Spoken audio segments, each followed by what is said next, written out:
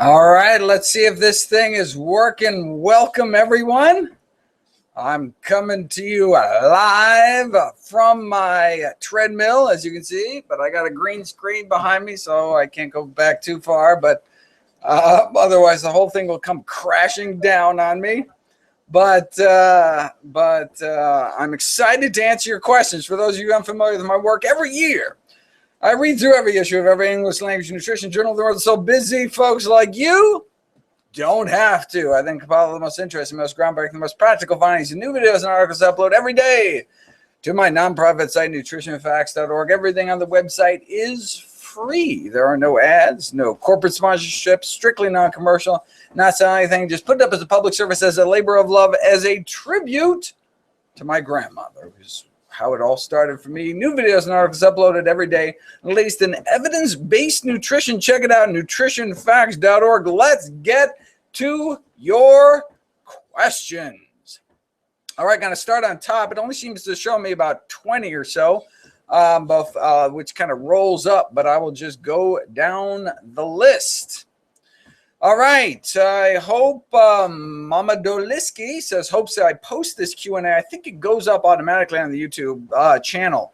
So if you missed this, well, obviously you're not missing it if you're watching it now, but I think you'll be able to watch it later. What about intermittent fasting and longevity? That is a fascinating, fantastic question. I wanted to do videos on fasting, both intermittent fasting and long-term water-only fasting, but I was really disappointed that there was so little literature out there. That was a few years ago. There wasn't until now. Indeed, there are hundreds of studies now on water-only fasting, intermittent fasting, like every other day eating, or prolonging one's, delaying one's breakfast, or having an early supper so you can get like 18 hours in a day without eating. With this understanding that, we evolved, not eating all the time maybe has some negative metabolic consequences. Now there's actually data now. There's research that's looked into this.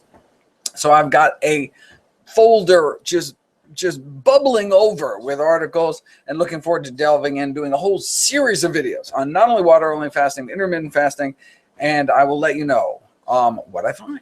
I don't even know myself, but I'm so excited to see that they're piling up. We have a team of volunteers that downloads and categorizes about 2,000 articles a week.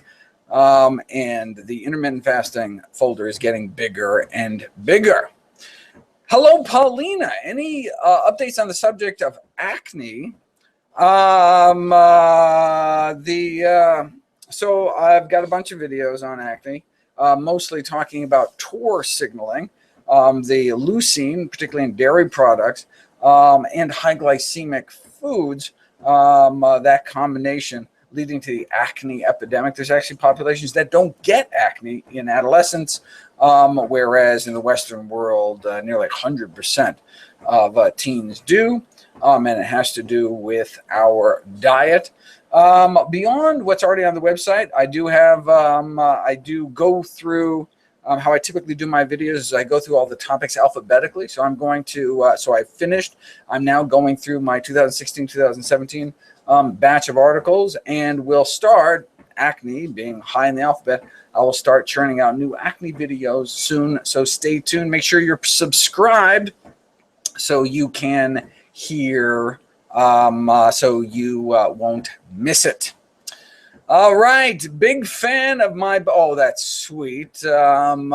Greetings from Mexico. Buenos noches. Paul HS, which form is preferable, methylcobalamin or cyanocobalamin, and does it make a difference? Yes, it does. I encourage people to choose cyanocobalamin, not methylcobalamin. And the reason is, so 2,500 micrograms of cyanocobalamin is all you need. Probably the easiest, cheapest way to get a regular, reliable source of vitamin B12.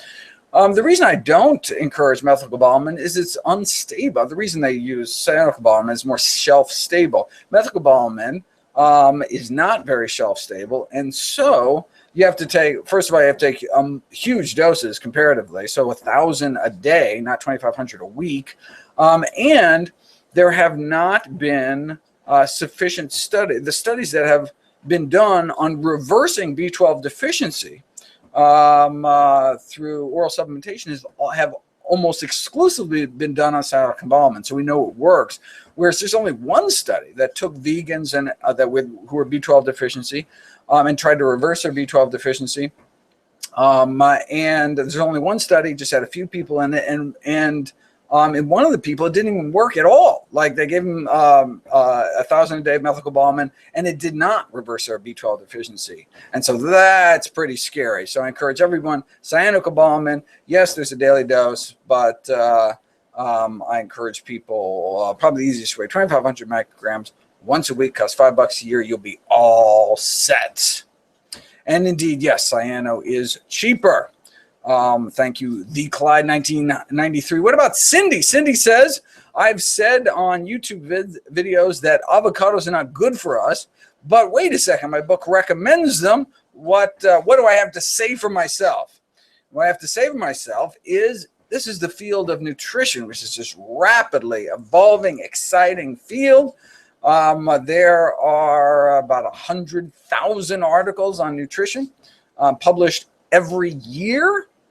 And so the science changes. I mean, many of the fundamentals of healthy eating haven't changed for decades. I mean, there's really a global consensus in scientific literature of, in general, what diet to eat, but certain foods flop around. Coffee is one example where evidence tips one way or the other, and avocados are another one. So basically, there was just a dearth of information about avocados, except these in vitro studies.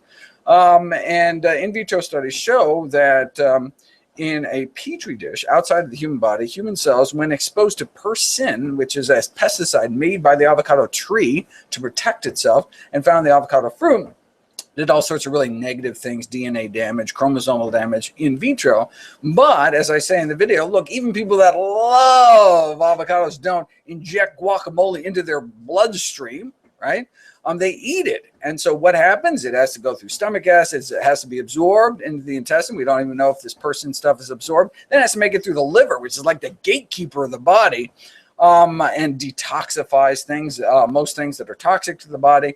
And so only then would it actually make it to our cells and cause potential damage. But look, we didn't know any of that. Hadn't been studied on people. So I said, you know, we may want to moderate our intake of avocados till we know more, until we knew more. And indeed, there was a study done in Jamaica, so we'd be concerned about cancer risk, but a study done in Jamaica found that men who ate more avocados actually had a lower prostate cancer risk, and so that's why. So avocados have been exonerated, and so now probably the worst thing about avocados now are the deep fried chips. People will dip in them. But if you're using avocados in healthy ways, like putting it on your salad to boost your absorption of the fat soluble phytonutrients, carotenoid phytonutrients in that salad, that's a wonderful thing to do. So that's why it's in the book, because the book was written recently and those old videos are still around. But that's why if you view the videos on the site, on nutritionfacts.org, rather than YouTube, I have a little doc notes section where I talk about, kind of put that video in context, and it'll say, if you go to the avocado video on Nutrition Facts, it says, but don't worry, it's been exonerated, etc. All right, next on the list, a tip for cooking beans from Jen Tango. Wash after soaking, then remove the white foam, blah, blah, blah, blah. Hello, Argentina. Thank you for the tip. I actually don't soak at all. I use a pressure cooker. But for those that soak overnight, you can try that tip. Okay. Seabird Sailing Excursions asks, does diet affect platelet count? So this person is worried that they have a platelet count of 171. Which is kind of borderline low, and saying, look, all my other lab results look perfect. You have to understand that this is just based on a normogram. So that kind of normal value is 180 to 4 whatever. It's just kind of a curve, a bell curve. And so being right on one side or the other doesn't necessarily say anything. And I would not be worried about a platelet count of 171. If your platelet count kept dropping and actually got really low, then we'd be concerned that you have some kind of something wrong with your spleen or something where you're chewing up too many platelets or something. But I would not worry about that marginally low laboratory test. And let's go on. Have I tried purslane, Gandhi's favorite food after urine? You know, he drank his own urine. So just because Gandhi did it doesn't necessarily mean it's a good thing. It's really kind of mean to his wife, too. If you read his autobiography, My Experiments with Truth. Have I tried? Absolutely, I've tried purslane. In fact, I have a video about purslane. I have purslane growing in my garden right next door, right here. I actually grow the stuff, even though it kind of builds up in your sidewalk cracks at a sidewalk near you. It is one of the most common plants on the planet. Super healthy and delicious. Has this nice lemony tang to it. Grows like a weed because it is a weed, I guess. It's delicious. It's fantastic. You can actually buy it in some countries like a produce, but I just grow it because I can't find it anywhere. I love it. It's relatively high in omega-3s. Packed with all sorts of goodies. Seem to have some medicinal properties as I described in the video. And we'll do more videos about purslane, even though it's hard to find. And typically I don't do videos about things that aren't kind of practical. But look, you can grow the stuff, or you could forage it away from roads, so it doesn't have lead contamination from the time when we had leaded gas, or the polycyclic aromatic hydrocarbons from diesel exhaust. So don't pick veggies next to a highway. But if you can find some nice, some pure purslane, eat it. It's delicious. Even if it wasn't healthy, I'd eat it because it's so delicious. All right, unless it was really unhealthy. Okay, next. Frank says, how does everyone get Frank, double Frank squared asks, how does everyone get adequate omega-3s? They have to eat it.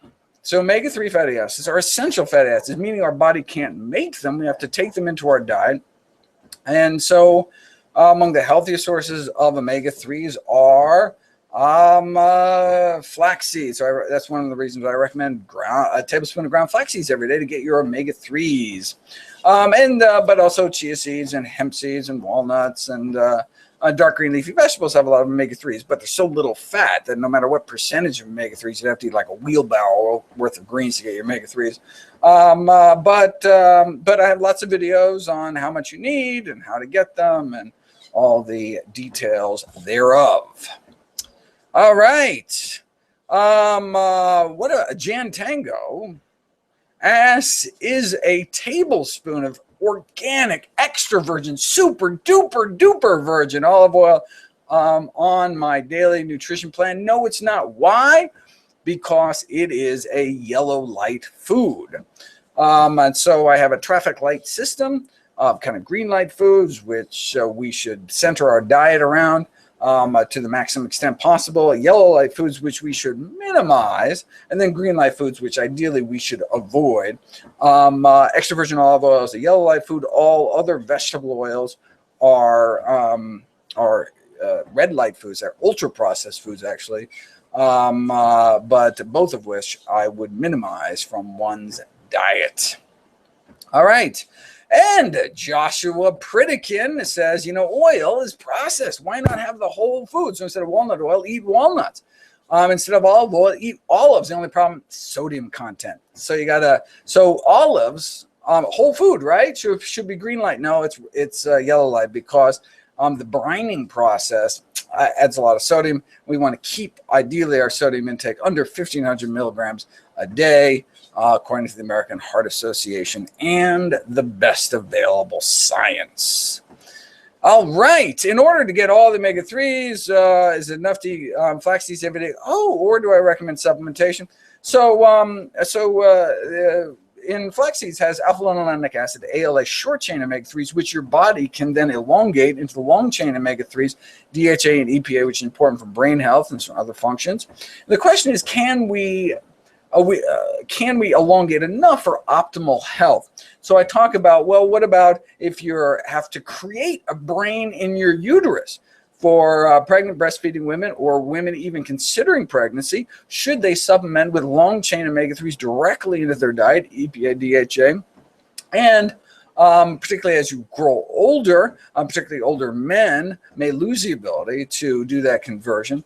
And may it be a good idea to take long-chain omega-3s for everyone. I've got videos on each of those topics and end up saying it might be a good idea to take 250 milligrams, between 200 and 250 milligrams of a preformed pollutant-free source of DHA in one's diet. And what do I mean by pollutant source? So that's algae-based or yeast-based, but not harvested from the ocean like fish oil because of the pollutants that have built up in the aquatic food chain. And that's in addition to getting your flax, because flax is lots of things other than omega-3s, like lignans, the world's leading source of lignans, a lot of boron, good for bone health, all sorts of good stuff. All right. Okay, more if I want to get omega-3s. Is flax better than chia? Flax is indeed better than chia. Why? Chia may actually have a little bit more. So there's lots of wonderful things in both, soluble fiber in both, omega-3s in both, but lignans, these anti-cancer compounds, and there are just extraordinary studies on lignans in terms of breast cancer survival, all sorts of wonderful things. Check out, just type in lignan, Lignan, into Nutrition Facts. You will be amazed, and you will want to run out and get flax seeds. I love chia seeds just because I like the texture, and so I use chia seeds, but flax seeds are healthier. So that's only after I get my flax for the day. All right. Yes, indeed. We have right now in our very midst Joshua Pritikin, grandson of Nathan Pritikin. What relevance does that have? Nathan Pritikin healed my grandmother. In fact, my grandmother, Frances Gregor, was actually featured in Pritikin's biography, The Man Who Healed America's Heart, because she was one of his early success stories. Her remarkable recovery from terminal heart disease is what led me on the path to not only become a doctor, but practice the kind of medicine I practice today, lifestyle medicine using diet and exercise, to not just prevent and treat disease, but reverse disease as well. All right. There's evidently a YouTube video about how flax seeds can drop testosterone. I haven't seen a study to show that. If you come across such a study, please send it to me and I'll do a video about it. Okay, next, that's Bev asked, love the book, but what about all the people around the world who can't afford to access specialty items like amla powder? Well, you know, I mean, the healthiest foods are among the cheapest foods. Like what's cheaper than dried beans, for example? And so one doesn't have to get fancy specialty foods into one's life. The few things that, like turmeric root or amla powder, you know, dirt cheap. I have a video actually about amla powder and talk about how many pennies per year worth of. It's something absolutely crazy. Just to say, because look, it's a whole food. I mean, it's not. There's no patent, right? I mean, it's just ground up spice. And since you can't patent it, can't charge a lot of money for it, and so it should not prevent people from eating healthy. In fact, among the unhealthiest foods are the most expensive as well. Mark asks, is nutritional yeast an animal protein? No, yeast are in a whole nother kingdom, actually. They're fungi. They're unicellular, like basically one-celled mushrooms, if you may. And they are not animal protein. It's like mushroom protein, essentially. Okay.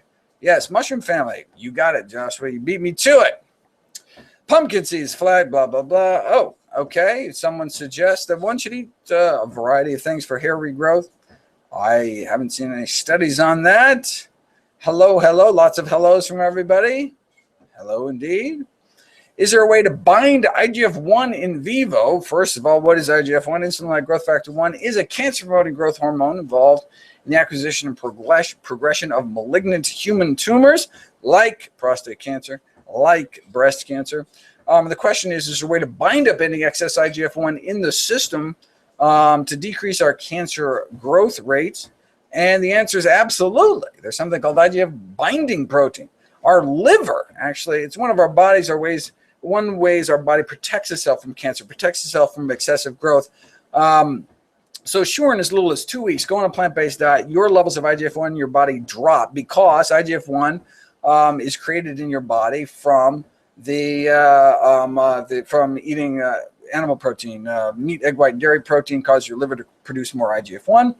But you cut down on animal protein, within 2 weeks, your IGF-1 levels drop. But wait a second, what about all the IGF-1 you have circulating in your system from the bacon and eggs you had 3 weeks ago? Well, your liver releases the snatch squad of binding proteins to tie up any excess IGF-1, pull it out of the system, and your protective levels of IGF-1 binding protein go up within weeks, and benefits continue to accrue the longer you eat healthy. And that was done by actually the Pritikin Research Group.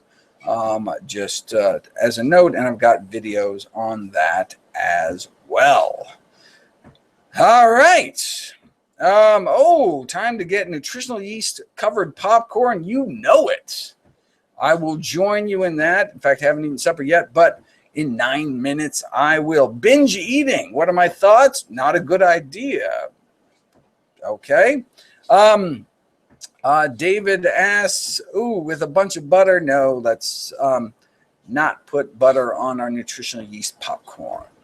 My thing just jumped, my chat box. So I'm going to have to scroll back up to the top. Sorry if I missed anybody's. A question about microwaves. Are microwaves bad for you? They are if you drop them on your foot. But microwaving is actually a very gentle way in terms of a nutrient preserving way to cook veggies. And I've got a video about that, of course. Some vegetables actually get more nutritious because it's not what you eat, it's what you absorb when you cook them. But it depends on how you cook them. Sometimes for some vegetables, even boiling makes them healthier, makes them more nutrients absorbed in your bloodstream once you eat them. And other foods are actually very sensitive, like bell peppers. Ideally, bell peppers should be eaten raw because no matter how you cook them, they lose a lot of their nutrition. And you paid good money for them, or you dug in the soil for them. All right, I'm gonna keep scrolling back up. Where am I? Wow, there are lots of wonderful. Maybe I should just jump in somewhere. I wanted to. Go in where I left off there. Oh wow! All right. Oh, here we go. I think I'm back. I'm back on the list because I don't want to. Okay, so I covered the microwaves are bad thing. How much protein do we need for muscle growth? We only need 0.8 grams per healthy kilogram of body weight. Get all the protein we need. How long does it take to lower blood pressure on a plant-based diet? That is an excellent question. In fact, it could be a life-saving question. People underestimate the power of plants to dramatically lower high blood pressure. So if you are on blood pressure pills, you need to do this along with your physician. You can't just start eating healthier because your blood pressure can drop too low. Because literally within days, so I talk about that McDougall study, 7-day trial, remarkable drops in blood pressure, and that's over after the vast majority had to stop or dramatically reduce their blood pressure medications. They had to, because if you treat the cause, you cure your blood pressure. You can't have normal blood pressure and be on blood pressure pills. You drop your blood pressure too low. You can pass out, get dizzy, hit your head. And so if you're on blood pressure lowering medications or blood sugar lowering medications, you need to make healthy dietary changes with your doctor's supervision, because your doctor has to start taking these drugs down, start weaning down the dose, dropping your insulin levels as your body works better and better. As you treat the cause, as the insulin resistance go down, they should be able to pull you off your insulin, get you off the oral hypoglycemics, get you off your blood pressure medications, get you off your cholesterol lowering medications. Because it can be dangerous to be on all these medications if you normalize your blood sugar or blood pressure, because it can drop too low. What about Himalayan salt? What about pink salt? What about organic salt? What about any kind of sea salt? It's salt is salt is salt is salt. We need to reduce our sodium intake. I've got a bunch of videos. If anyone thinks, well, wait a second, isn't there like two sides? Isn't there like some people say it's good, some people say it's not good? That is because there's a very powerful processed food industry that is trying to use salt to sell their products as a flavor enhancer because their food is such dreck. And they have people that are paid to twist the science. There's a very powerful industry, and I actually have videos about the industry influence corrupting the science in this area. I went into the sodium question not sure. I mean, you know, when I went through the hundreds of studies and came out really quite convinced that the overwhelming balance of evidence suggests we need to drop our sodium intake at least under 2,300 milligrams a day. And which is what the dietary guidelines suggest. And even better, American Heart Association is 1,500 milligrams a day. And to do that, one would have to eat remarkably healthy. In fact, the only dietary group that actually achieves that sodium goal are people eating strictly plant-based. So whole food plant-based. They're not eating processed foods, and they're not adding salt in the kitchen or the dining room. Then you can actually reach the sodium goals. Otherwise, it would be difficult to get there. So no Himalayan salt or any other kind of salt. If you are going to use salt, use iodized salt. At least you get some source of iodine. But ideally, no salt added at all. Why am I always on a treadmill? That's one of my daily dozen. Exercise. I encourage people to get 90 minutes of exercise every single day because that's what the science shows is best. Why not more than 90 minutes? Because there haven't been enough people that actually do that to get into studies to study that. So all we have, studies just go up to 90 minutes a day, but they show it's better than 60 minutes a day. And so I walk 17 miles a day because I work all day and I'm working on a treadmill desk. And so why do I do it?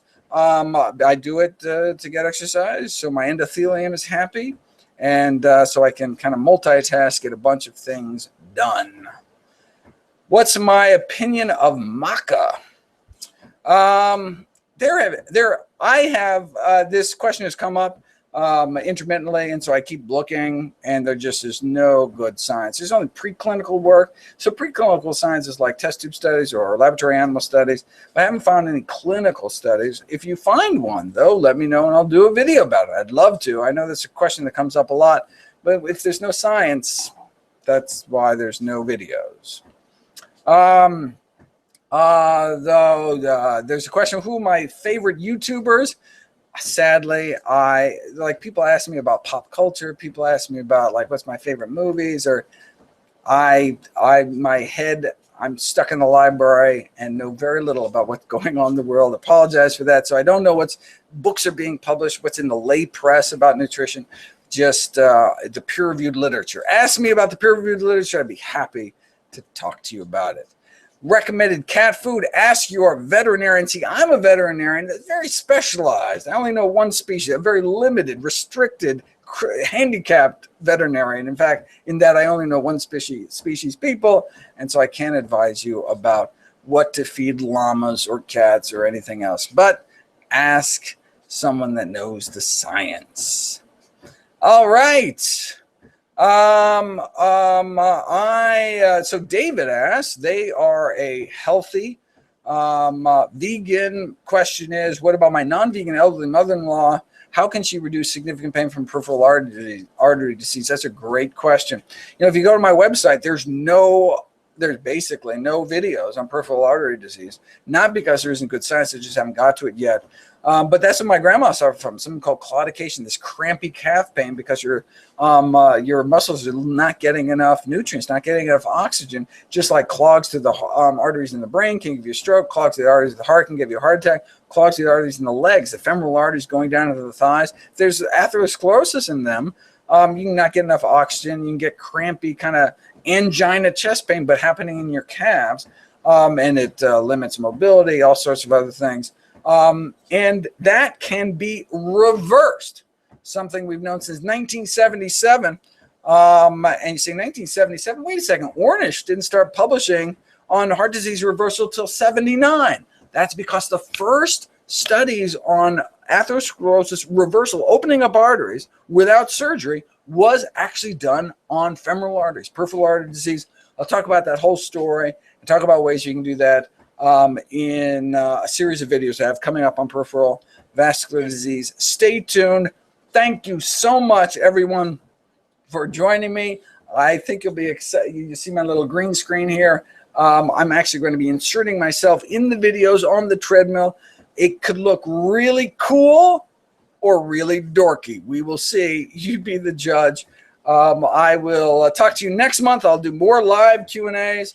Make sure to come over to Nutrition Facts and subscribe to make sure you don't miss any of the goodies. Have a wonderful night.